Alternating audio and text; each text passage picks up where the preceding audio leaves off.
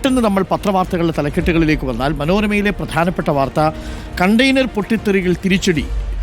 രക്ഷാപ്രവർത്തനം നടക്കുന്നതിൽ വലിയ തിരിച്ചടി ഉണ്ടാവുന്നു എന്നുള്ളതാണ്. വാൻഹായ് 503 കപ്പലിലെ തീപിടുത്തവുമായി ബന്ധപ്പെട്ട വാർത്തയാണ് മനോരമ പ്രധാനപ്പെട്ട വാർത്തയായി ലീഡ് വാർത്തയായി ആദ്യ പേജിൽ നൽകുന്നത്. തീക്കപ്പൽ ചരിയുന്നു എന്ന തലക്കെട്ടോടു കൂടിയാണ്. ഇന്നലെ വൈകുന്നേരം നമ്മൾ അത് ലൈവായിട്ട് പറയുന്ന സമയത്ത് ഒരു 20 ഡിഗ്രിയോളം കപ്പലിന് ചരിവുണ്ടായിരുന്നു എന്നുള്ളതാണ്. പക്ഷേ കോസ്റ്റ് ഗാർഡിൻ്റെ 3 കപ്പലുകൾ ഇപ്പോഴും അവിടെ തന്നെയുണ്ട്. പരിഭ്രാന്തി വേണ്ടതില്ല. കേരള തീരത്തു നിന്നും ഏകദേശം ഒരു 120-140 കിലോമീറ്റർ അകലെയാണ് അല്ലേ. ദൃശ്യങ്ങൾ കുറച്ച് ആശങ്കപ്പെടുത്തുന്നത് മാത്രമല്ല അതിലുള്ള 180 കണ്ടെയ്നറുകൾ വിഷവസ്തുക്കൾ നിറഞ്ഞതാണ് എന്നുള്ളതാണ് ഏറ്റവും പ്രധാനപ്പെട്ട കാര്യം. കടലിൽ വീണ കണ്ടെയ്നറുകൾ നാളെ കരക്കടിഞ്ഞേക്കും എന്നാണ് പത്രം പറയുന്നത്. ഇന്ധന ടാങ്കുകളിലേക്ക് തീയെത്തുമെന്ന ആശങ്ക. ബങ്കർ ഓയിലാണ് വിഷയം. അതാണ് വിഷയം. മാതൃഭൂമി അത് തന്നെയാണ് ലീഡ്. കപ്പലിലെ അപകടമുണ്ട്. ഒപ്പം കെനിയയിൽ മലയാളികൾ മരിച്ച ദാരുണമായ 5 മലയാളികളാണ് മരിച്ചത്. മരിച്ച 6ാമത്തെ ആളെ തിരിച്ചറിഞ്ഞിട്ടില്ല. ഖത്തറിൽ നിന്ന് കെനിയയിലെ സഫാരിക്ക് പോയ ഒരു ടീമാണ്. അവരിന്ന് വൈകുന്നേരം മടങ്ങേണ്ടിയിരുന്നതാണ്. അതിനിടയിലാണ് ഈ മരണം. 2 കുഞ്ഞുങ്ങൾ ഉൾപ്പെടെയാണ്. അതെ, വേദനിപ്പിക്കുന്ന കാര്യം. ഇസ തോമസിന് ഒടുവിൽ പെൻഷൻ ഉണ്ട് എന്ന് പറയുന്നു.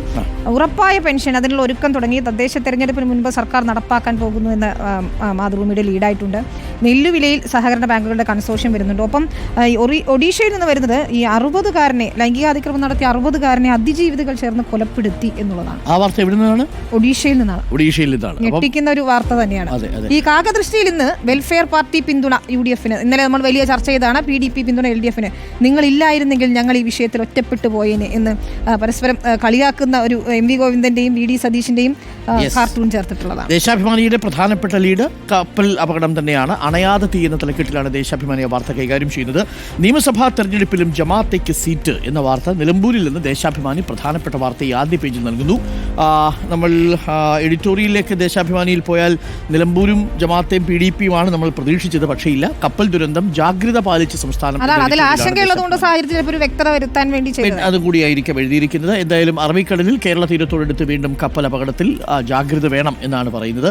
നമുക്കുണ്ടോ കൊമ്പ് എന്നൊരു ജോൺ ബ്രിട്ടാസിന്റെ ലേഖനവും ദേശാഭിമാനിയിലുണ്ട്. മനോരമയിൽ ഇന്ന് മറ്റെല്ലാ പത്രങ്ങളിലും ഉണ്ട് ആ പ്രധാനപ്പെട്ട വാർത്ത. രാകേഷ് ശർമ്മയ്ക്ക് ശേഷം ബഹിരാകാശത്തേക്ക് പോകുന്ന ശുഭാംശ. പക്ഷേ അത് മാറ്റിവെച്ചു എന്നുള്ള നാളത്തേക്ക് സാങ്കേതിക തകരാറാണ്. ഇന്നലെ കാലാവസ്ഥ മാധ്യമത്തിലും കപ്പൽ അപകടം ലീഡായിട്ടുണ്ട്. ഒപ്പം കെനിയയിലെ മരണം. ഗ്രെറ്റ തൻബർഗിനെ നാട് കടത്തി ഇസ്രായേൽ നടപടി കൂടി അതിലുണ്ട്.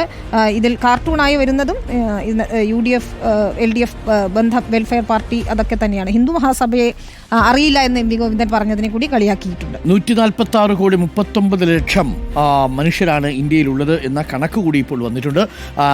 ഐക്യരാഷ്ട്ര സംഘടനയുടെ കണക്കാണ്. UNFPA കണക്ക് പ്രകാരം India's population has hit 146.39 crore എന്നുള്ളത് വലിയൊരു കണക്കാണ്. അപ്പം ആ കണക്ക് കൂടി പറയുന്നുണ്ട്. അതേസമയം തന്നെ അതിനോടൊപ്പം മറ്റു ചില കണക്കുകൾ കൂടിയുണ്ട്. നമ്മളെ അസ്വസ്ഥപ്പെടുത്തുന്ന കണക്കുകളാണ്.